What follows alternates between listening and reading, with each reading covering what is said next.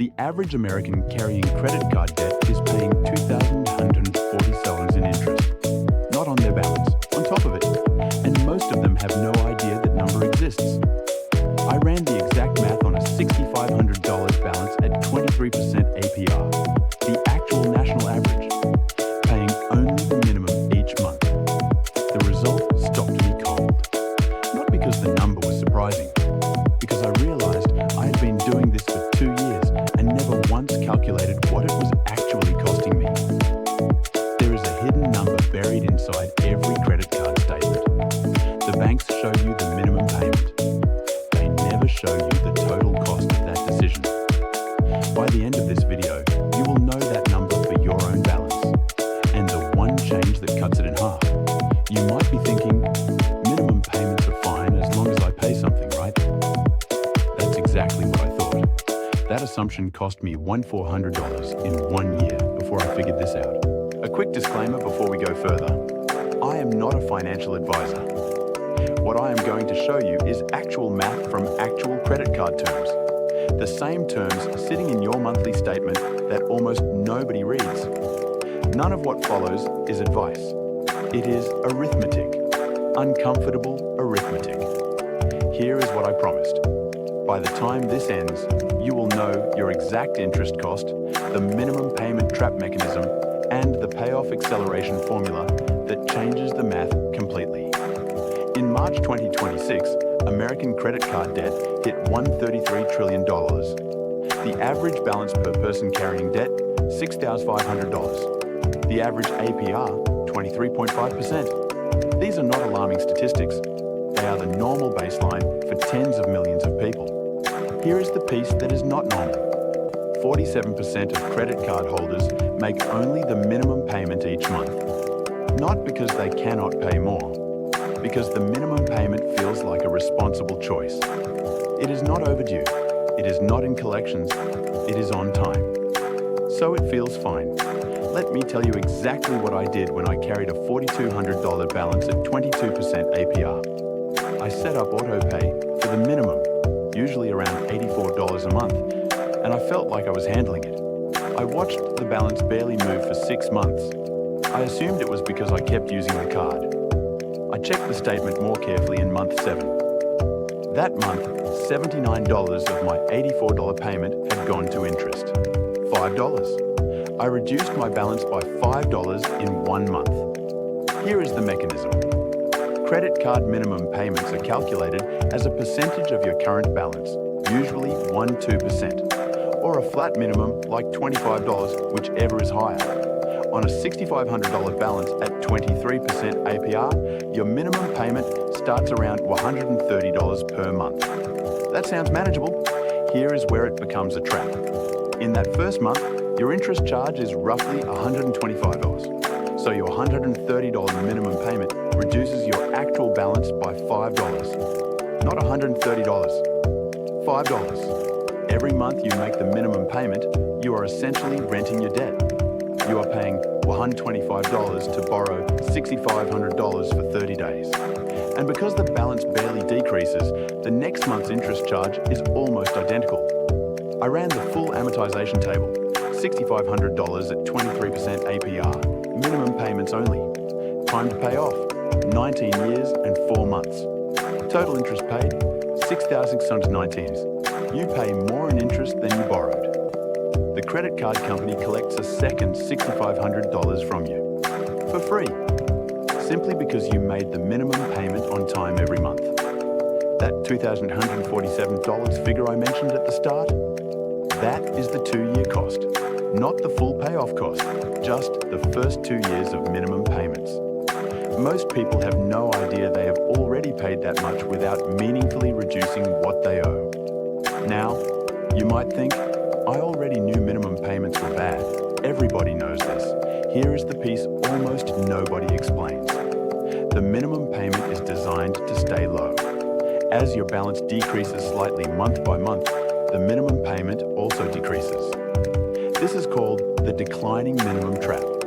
As your balance drops from $6,500 to $6,400, your minimum drops from $130 to $128, then $126, then $130. 124. The math is constructed so that your payment shrinks as your balance shrinks, which means your payoff timeline barely moves even when you think you are making progress. If your minimum payment stays flat, if you keep paying $130 every month instead of following the declining minimum, your payoff drops from 19 years to 7 years and 2 months. Same interest rate, same balance, just refusing to let your payment shrink. That single decision saves you 12 years and $4,200 in interest. The bank does not tell you this. The statement does not tell you this. The autopay default does not tell you this. Before I found the system that actually worked for me, I tried the obvious thing. I looked at the balance, felt overwhelmed, and set a vague goal to pay it down faster someday. For 14 months, I did nothing specific.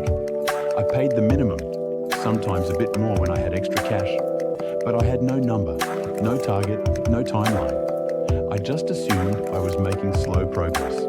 I was not. At the end of those 14 months, my balance had dropped by $340. I had paid over $1,700 in interest. The feeling of handling it was completely disconnected from the reality of what was happening. The reason that approach failed is that I was treating credit card debt as a recurring bill rather than as a loan with a specific payoff date. Rent is a recurring bill.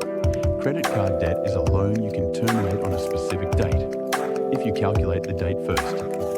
So what does actually work? Here is the calculation I wish someone had shown me at month 1. Actually, before I give you the fixed payment formula, there is something I almost left out of this video. The 24-month payoff only works if you stop using the card while paying it down. I added $800 back to my balance in month 4 because I had not separated my spending from my payoff account. That mistake cost me 2 extra months of payoff time. Separate the card you are paying off from any card you use for daily spending. Take your current balance. Take your APR. Now pick the monthly payment amount that makes the payoff happen in 24 months. On $6,500 at 23%, that number is $372 per month, not $130. $372. At $372 a month, you pay off $6,500 in 24 months and pay $1,420 in interest, down from $6,619. You save $5,197 in interest by tripling your payment. The math is not complicated. What is complicated is seeing the two futures side by side. Most people only see one, the one their bank statement shows them. The minimum payment due on the 15th, no late fee, everything seems fine. Here is the one-step process that actually changed my behavior. I opened a spreadsheet and typed in 3 numbers, my balance, my APR, and the month and year I wanted to be debt-free. The spreadsheet told me my required monthly payment. I set that as my autopay, not the minimum, the number that corresponded to a specific end date, and I stopped letting the bank decide how long I would be in debt. Within 3 months of doing this, the balance was visibly moving. Not $5 per month, hundreds of dollars per month. The first time I saw the balance cross below $5,000, I understood why the minimum payment had felt so comfortable for so long. It is comfortable because it is designed to be. Comfortable for the bank. Here is what I need to test next. I have been paying down this balance using only the fixed payment method. But there are 2 accelerators I have not tried yet.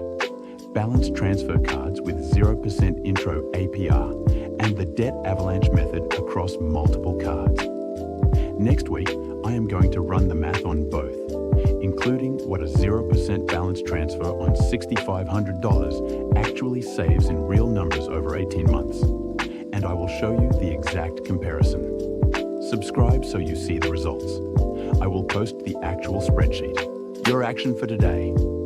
Open your credit card app, find your current balance and your APR, and calculate what 24 months of fixed payments looks like. You do not need a financial advisor to do this.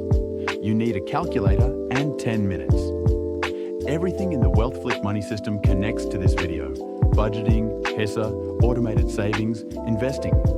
All of it depends on clearing this debt first. The full series is in the Money System playlist below. Watch it in order. Leo turns to face the end screen. The investing math I showed you last week, It only works if this number is 0 first. Here is the next video.